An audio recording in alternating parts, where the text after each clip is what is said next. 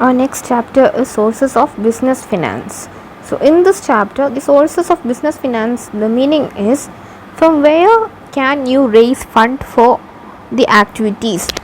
So for conducting a business activity, you need a lot of funds, from which all sources we can get these funds.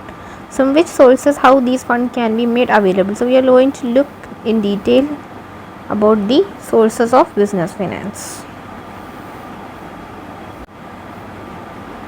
Coming to its meaning, nature and significance of business finance. Business is concerned with the production and distribution of goods and services for the satisfaction of needs of society. For carrying out various activities, business requires money, finance. Therefore, it is called the lifeblood of any business. That is, a business, the main activity of a business is producing the goods and distributing it to the consumers and then making profit out of it. But for doing all these activities, it requires a lot of fund. Without cash, nothing is possible. So comparing with that, we can say that the finance is the lifeblood of a business. So we can say a human being cannot live without blood circulation, we cannot live without water, we cannot live without oxygen. So in the same way, a business organization to continue its activities properly, it needs finance. So we can call finance as the lifeblood of any business organization. A business cannot function without the availability of funds. So the initial contribution made by the owners, that is when the capital contributed by the owners, when a partner enters into the firm, when you start a business, you invest some amount into the business, but that is not enough for all the activities that is taking inside a business. So for that purpose, you need to borrow the funds, maybe in times of hard, or you have to take loan or something like that. You need source from source of finance. You need finance from whatever source it is. So for that purpose, the finance is very important and crucial element for the proper working of an organization. So here we are going to look at the classification of sources of funds. So that is from which all sources we can obtain the fund. The funds may be raised either from personal sources or borrowing from banks or friends. So we can use our own money, or if it is not sufficient to meet the needs, we can borrow from banks or friends or whatever form it is. So we are going to look from where all we can get these fund. So here a chart is given, that is classification of source of fund. So this is a brief view of the sources in detail. So here you can see that on the basis of period, on the basis of ownership, or on the basis of source generation, the sources can be classified into three. So first one, on the period of basis, it can be long term and short term. For the ownership, we can have owners fund or borrowed fund, and in case of source of generation, it can be internal sources or external sources. So these are the sources from where you can get the fund. Like if in the case of the basis of period, you have equity, retained earnings, preference share, debentures, all this comes under on the basis of period from where you can get long term fund. So we will be looking into each in the coming sections. So now we are going to look at on the basis of period. That is, on the basis of period, the different sources of fund can be categorized into three parts, that is long term, medium term source and short term source. As we have seen in this chart here, you can see long term, medium term, short term. On the basis of period, it is divided into three, and from the case of long term, you have equity share, retained earning, preference share, debenture, loan from financial institution, loan from bank. And in case of medium term, you have loan from bank, public deposit, loan from financial institution, lease financing. And in the case of short term, we have trade credit, factoring, banks, commercial paper. So this is the source of classification on the basis of period for long term, medium and short term.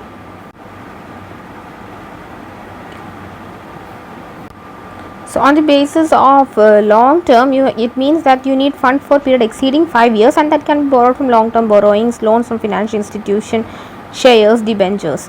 And if the period is for, that is, you need fund for 1 to 5 years, that can be called medium term sources. That can be like borrowing from commercial banks, public deposit, lease financing, and such sources. Next is short term financing. Short term funds are required for a period less than 1 year, that is not exceeding 1 year. It can be like trade credit, loans from commercial banks, commercial papers, etc.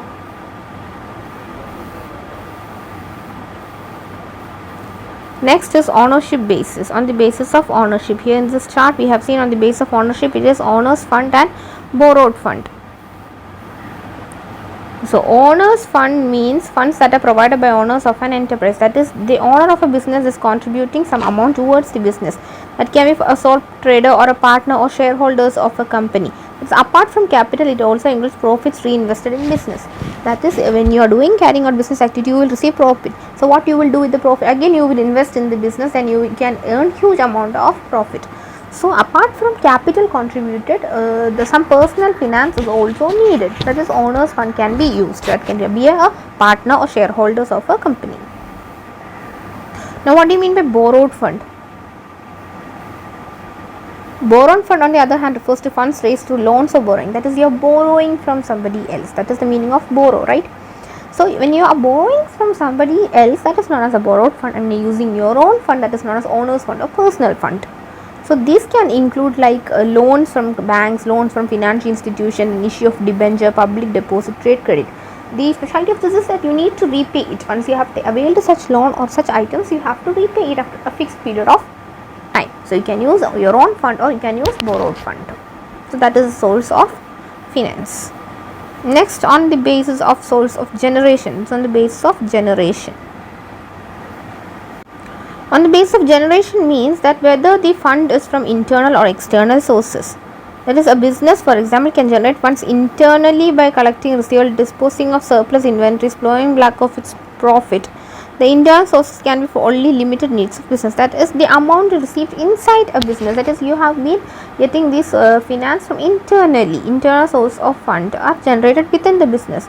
So you can use that kinds of fund, or else you can use external sources. That is, that lie outside an organization. Sources that lie outside an organization, like you can borrow from suppliers, lenders, investors. They are other than banking institution. There are people who provide such finance, but the interest rate can be higher. Can be external. This like internal and external sources of fund can be used. Okay, now we are going to look at the different sources of finance in detail. As we said, the sources of finance mean from where you can raise funds, from various sources, how you can arrange money for conducting your business activities smoothly without any interruptions. So the first one here, it is, we are going to look at some terms and its merits and demerits, and sources and its merits and demerits. The first one is retained earning. What do you mean by the retained earning?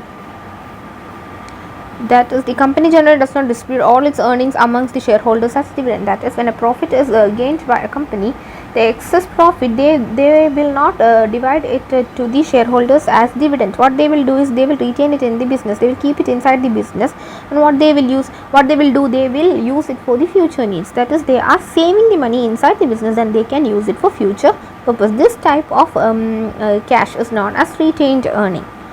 That is, it can be it's also of internal financing. I said that the internally sources can be available inside a business. That is, they can save its profit. A portion of a profit can be kept into an account, and what you can do is, when you need fund in the future, you can take it from that account. This is known as plowing back of profit or self-financing. That is, you are you are arranging money within yourself. Then its merits are that it's a permanent source. That is, because it is available within the organization, then we don't need to pay any interest or cost for such funds which you have generated inside the organization. So then there is flexibility. Then when some unexpected losses arise, you can compensate this loss using this retained earning, and it can increase. It may lead to increase in the market price of the equity shares of a company. When you have a good amount of retained earnings. Then going to the limitation, it is excessive plowing may cause dissatisfaction among shareholders. That is, the money which is to be distributed as dividend, that you are keeping it in the business, right, you are saving it. So what will happen is that the shareholders will not get dividends, so it may bring some disputes, so they will be dissatisfied in that act. Then it is an uncertain source of fund, as the profit of business are fluctuating, because we cannot predict that business will have loss or gain. So it is unpredictable, so we cannot be sure about how much retained earning we will be having. Then the opportunity cost had with this fund is not recognized by many firms. This may lead to suboptimal use of funds. That is, the cost associated with this fund, they are not looking after it. They are just leaving it. So that leads to some defects. That is, that can lead to suboptimal use of funds. That you cannot use it with efficiency. Next is trade credit. What is trade credit? Trade credit is the credit extended by one trader to another for purchase of goods and services. That one buyer is buying goods from somebody else and for credit. That is not a straight credit. So he will ask you to pay it. If you're not having the full amount of cash, you can pay it after 1 month or by installment, that whatever terms he has agreed upon. So this is not a straight credit.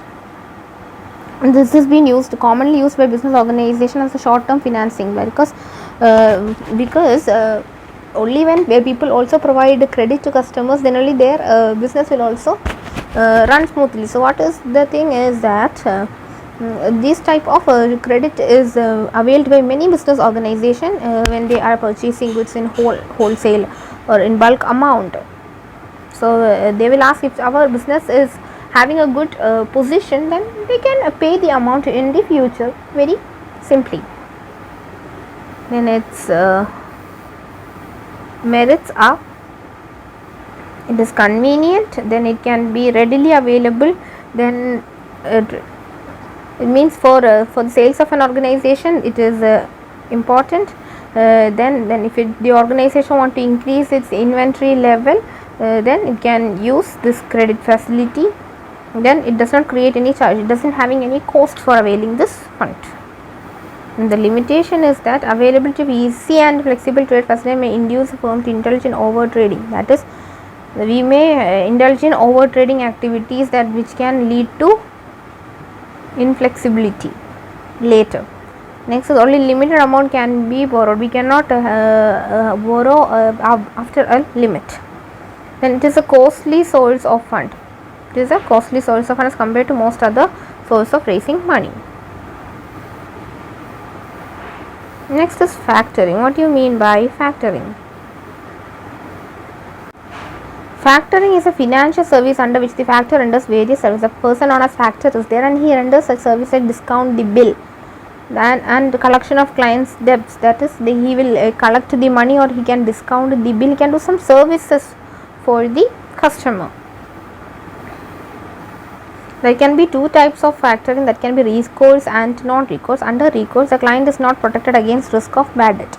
On the other hand, the factor assumes the entire credit risk under non-recourse factoring. If it is a recourse factoring, the thing is that you will be not protected against the risk. That is, even if somebody has not given you money, then you cannot claim for that. You might not be able to receive it later. But if it is a non-recourse factoring, then you will have a guarantee. That is, the factor assumes the entire credit risk under non-recourse factoring. Then providing information about creditworthiness of prospecting client. It gives information about how the what is the wealth, what is the condition or position of the client in terms of worthiness, credit worthiness. If he is able to pay it. For this purpose, the factor charges fee for the services rendered. So factor happened in Indian financial scene only in the early 90s as a result of RBI initiative. So it was applicable after the RBI took an initiative. So it was promoted after that. Then its merits are: it is cheaper. Then with cash flow accepted by factoring, client is able to meet liabilities promptly. It is flexible, and it ensures a definite pattern of cash flow. It does not create any charge, and it can concentrate on other functional areas of business. And coming to its limitations, that it is a source is expensive when the invoices are numerous. When invoices are numerous, it becomes expensive. Then the advanced finance provided the factor firms generally available at higher interest, because that you have to pay higher interest for availing such finance. And then it is a third party. Factor is a third party other than buyer and the customer. So you may not be feeling comfortable dealing with it. So customer may not be having comfortable dealing with a third party. Next is lease financing. So what do you mean by lease financing? That it is a contractual agreement whereby The owner of an asset grants the other party the right to use the asset in return for a periodic payment. That is, you are allowing someone else to use your property for some amount in payment. That is for a periodic payment. That is for renting. Leasing for 5 years, you are giving your property for someone to use it, and in return for that you are buying some amount of payment from it. Can be 5 lakh or 2 lakh or 1 lakh. It's a huge amount, and this is known as lease financing. So so when you are giving your property, you will get in return you will get money. So this money can be used as a source of finance. And the person involved, the party involved, the owner of the asset is called the lessor, and the person who is using your asset is known as lessee. And the merits are lease interest paid by the lessor deductible for computing tax. When tax is computed, you can deduct such amount. Then they provide finance without diluting the ownership or control. That you need not dilute the ownership or control of the business when you are taking lease. Next is the lease agreement does not affect the debt raising capacity of enterprise. That is, no debt is arising. That is, you doesn't need to repay more than what is said. And the risk of obsolescence is borne by the lessor. The lessor have to bear the risk, and it allows greater flexibility to the lessee. That the user of the asset will get a flexibility. Coming to the limitations. The lease arrangement may impose or restriction the use of asset. For example, may not allow lessee to make alteration or modification in the asset. That is, you cannot do anything, you cannot alter what is been given to you, because you need their permission. Next is the normal business operations may be affected in case of lease is not renewed. If the lease is not renewed, that is yearly you have to renew it. If it's not renewed yearly or twice within 2 years you have to renew it. So if it is not done, then it can affect your normal business operation. Next is, it may result in higher payout obligation in case of equipment is not found useful, and the lessee of some premature termination of lease agreement. Because if it is not useful, then it can account for premature terminating before the date. Then lessee never becomes the owner of the asset. That is, once a person has given you the asset to use it, that doesn't mean that you are the owner of the asset.